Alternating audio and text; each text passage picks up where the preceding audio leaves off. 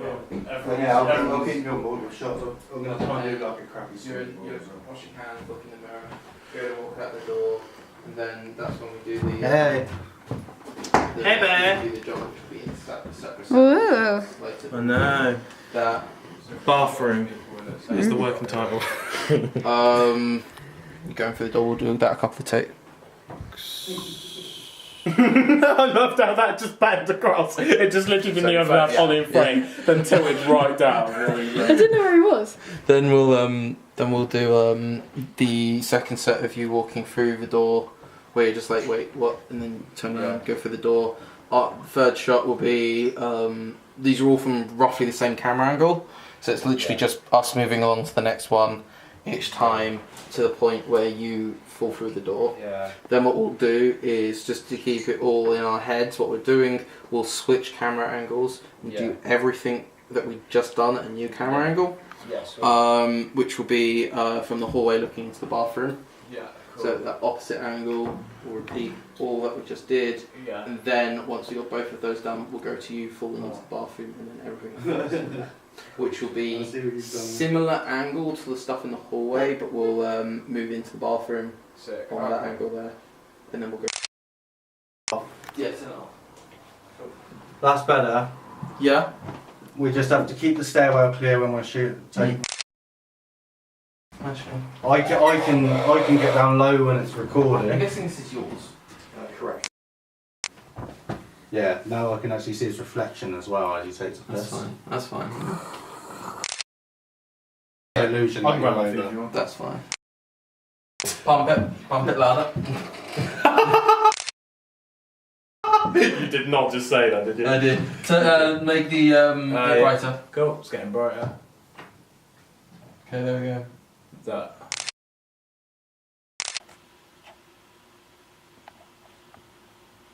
So now that everyone's been introduced, I feel like this is a good time to introduce the film. Trapt is a supernatural science fiction film whose main character inexplicably winds up stuck in his bathroom inside of a time loop. What this means is that he can use the bathroom, he can walk around it perfectly fine and freely. He just can't leave. He can open the door, he can look down the corridor, he can even take a step out, but every time he takes a step out, he winds up back in the bathroom. This gets to the point where he throws himself out of the bathroom, where of course he lands face first back inside of the bathroom. He then tries calling his friend, who is no help. That's when we get introduced to the other person inside of the bathroom. The film features only a single character, which is played by Oliver McDermott-Perrin, and I'm going to hand it over to him to explain his character and his process for getting into said character. What are you doing on set today? I'm acting because I'm an egomaniacal bastard. So what's your role in this film? My role is of the character Greg, and I don't want to spoil anything, but the bathroom's not the best place for me to be. So for character development, kind of what have you done to get the character? And well, I've been talking with the director, and we've been sort of going back and forth with ideas. So you originally had the idea of this guy being just a standard bloke, just goes to the bathroom, but then I thought actually, I think it'd make more sense if he was a bit more of a dick. He wasn't necessarily a nice guy, he was a bit more of a bit more of a degenerate, because that way it adds a bit more realism to the story. So having overheard conversations, you're adding in the aspect of alcoholism into this role. What do you think it adds to it? I think it adds to, because the thing that happens in the story isn't necessarily very believable. So to make the reaction of the character believable, we need to alter their state of mind. So I think it's something that is needed to be introduced, to be honest. So with that, how are you going to show this kind of alcoholism within the role? So a few things, obviously. The way I'm dressed right now is not exactly what you'd call nice, so I feel that will probably help. I'm wearing obviously the old classic wife beater, so obviously that adds more to the fact that I might be a scumbag as a character. Also the way I'm going to physically act, my physical mannerisms, I'm going to be a little bit off. The way I speak, I'm going to slightly slur my speech. I'm going to make sure that when I construct words, essentially they're going to be not quite right, not quite there. I think I'll react to things slightly slowly, and I'm going to have more of a battle between being in control of myself. Okay, so taking into consideration that you're going to kind of react a little bit slower to some of the kind of shot in some of the shots, how are you going to respond to the way that you can't get out of the bathroom, because that will be quite a fast-paced shot, and if you're slowing down your movements, do you think the two will work together? I think so, yeah, because I can, even if you're hammered, you can still run, but you run in a way that's completely losing control. So I'll be stumbling, I'll be falling, and I'll essentially, I suppose what you'd call it, I'll just be a bit of a mess, really. I'll be struggling to do it, and I think that adds more to the character's sort of desperation and panic, so it adds into that. Cool. Well, thanks. Good luck on set. Thank you.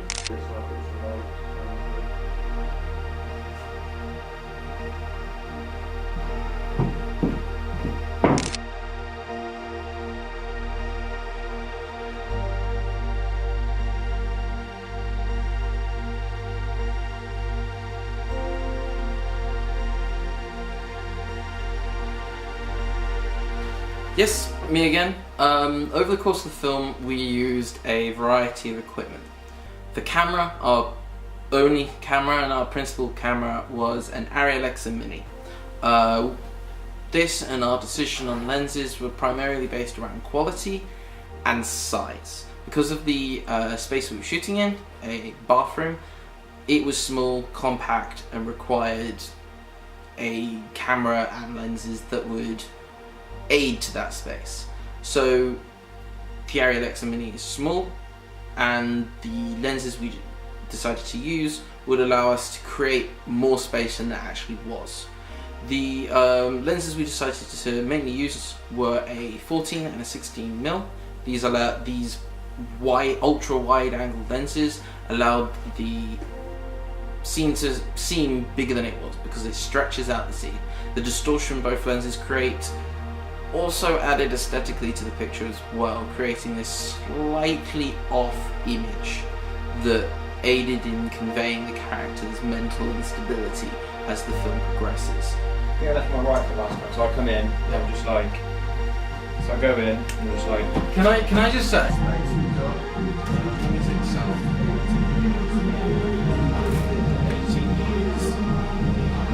okay, sorry, can I go through the whole? So I come in here, sorry.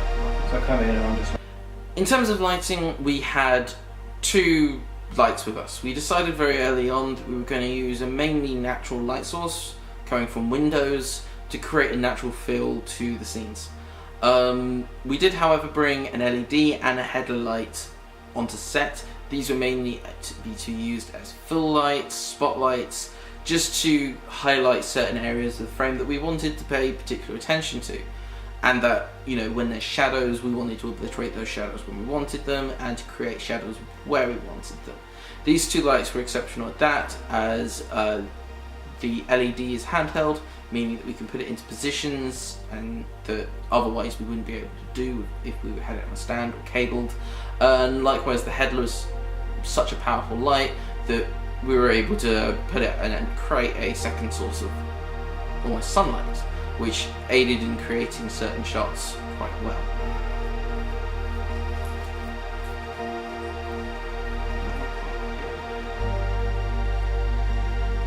What have you done? Jump! Yeah, you can do that if you want, but like that, and then that's when you kind of just crawl up into a sitting position, call your friend, hey, I'm stuck in the bathroom, yes, I'm drunk, bloody. In terms of locations, I decided pretty early on that a bathroom would be best for this scene. It needed to be something familiar for people to relate to, but equally someplace which could be a trap, be someplace which only one door, one reasonable way of escape, and the bathroom made sense. Now, our search for a bathroom proved difficult. We found lots of bathrooms, none really fitted what I was looking for in the location. I was looking for something that looked grimy, something that looked old, something that looked dirty. The sort of place which you would imagine would be a good prison cell, or a good place for someone to be trapped in and not like being trapped there, not find it comfortable. This is what led us to the location that we chose. The bathroom was incredibly well lit. Lots of natural light coming in, which made lighting really easy. It was small though, hence our decisions on camera and lenses. Those decisions and the lighting overall helped us achieve a look to the film that I think fits for the story that we are telling. So I go here, I Yep. do the wee, I flush the toilet, I kind of mong at the mirror, like, so I go to leave, go out the door, bang, I'm back in the middle, and I'm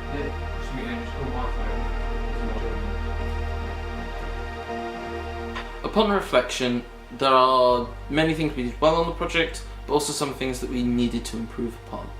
First of this was timing. One of the biggest issues that I encountered on the film was just making sure that we got things done in time. Oftentimes we overran on things, oftentimes we didn't spend enough time on things. We overran on set by 2 hours, which isn't bad, but is bad when 2 members of the crew need to be somewhere at a certain time and your project's running late. Additionally, more time did need to be spent on pre-production, quite massively. The issues with the project that we had, I can pretty much boil down to the fact that I didn't spend a lot of time planning. Should have done a lot more work scheduling the project, scheduling everyone who would be on set, scheduling actors, getting actors, rehearsing with actors, and just overall planning of the project. If I'd spent more time on that, I feel the project would have, 1, gone smoother. I think 2, we would have ended up with a better product, and 3, I would have been less stressed overall. Additionally, I think, again, I'll elaborate on rehearsals with the actor. If we'd spent more time with him, I feel like his performance would have been that much better than it was. I think his performance was good, but I think with some rehearsal, with more time spent with him, we would have gotten nuance out of the character role that we otherwise didn't have. And then finally, again, it's timing based. All the issues come down to timing. Location. We spent way too long finding a way of getting the right location, when if we'd gone about it in a smarter, more concise way, we would have gotten the location that we wanted sooner. Aside from that though, many things went well. Shooting, even though we ran over by 2 hours, went incredibly well. The scenes were shot on a very timely basis. Things kept moving at a nice pace throughout the entire project. Cast and crew were very well versed in what was needed, even though I personally feel I could have provided them more. They were all very professional about it, and overall the shots, the sound and the lighting, camera work were all exceptional and above what I expected for the project. And so I feel that while there were many areas that I needed to improve upon for in the future, that for this project we were able to achieve what I set out to with very little issue. The jack connector into the F8 just wasn't connecting, it was just causing static, no sound. Okay. Plug this one in, I can hear! So that's how you overcame the problem then? I survived the problem, like, yes. Good for your vlog though. Oh, okay, alright. It's me. Don't use that, don't use that. I did catch that on camera. Perfect. That was Zach's laugh.